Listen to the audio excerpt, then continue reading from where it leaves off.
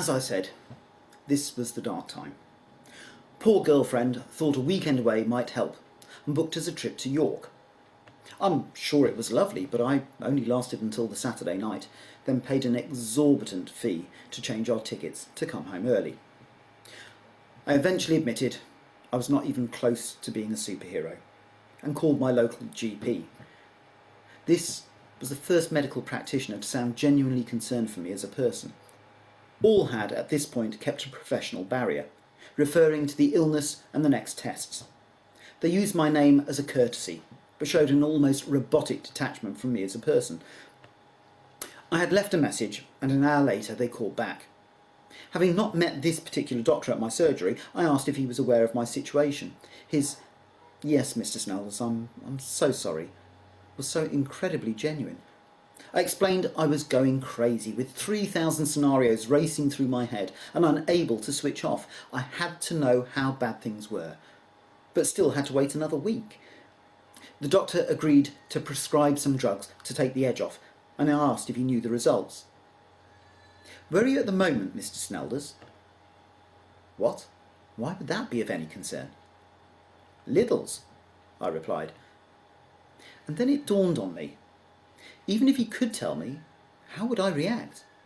If the news was good, would I whoop with glee and shout, "The broken biscuits are on me"? On the other hand, would I just climb into the frozen poultry cabinet and pull the cover over me, hoping to be frozen until they could find a cure? It was not his place to tell me either, it was the consultant's. I thought if he did tell me, I would give an Oscar-winning performance when given the results a second time.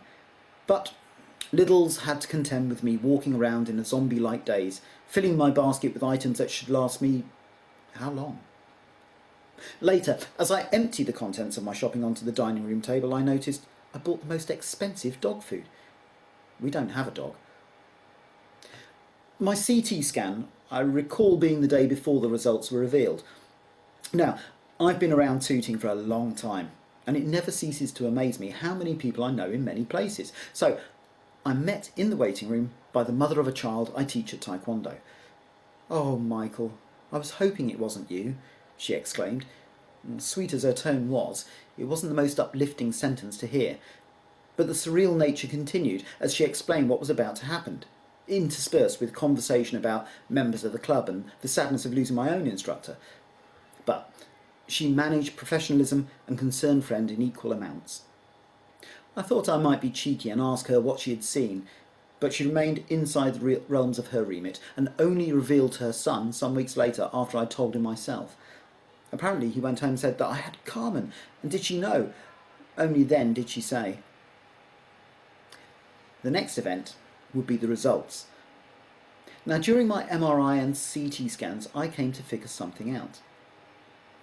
My worrying would not change the outcome.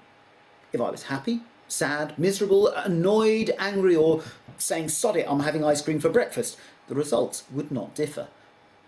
A friend of mine had been through a Carmen, and he said that when things get tough, you will try anything you were not open to before. You would have pockets full of rabbit's feet, crystals, and any item people suggested might have healing qualities. We joked that you must always have a one-eyed hedgehog, and so found him a toy miniature hedgehog and took one eye out. This was one of the factors that taught me how much strength of mind contributes.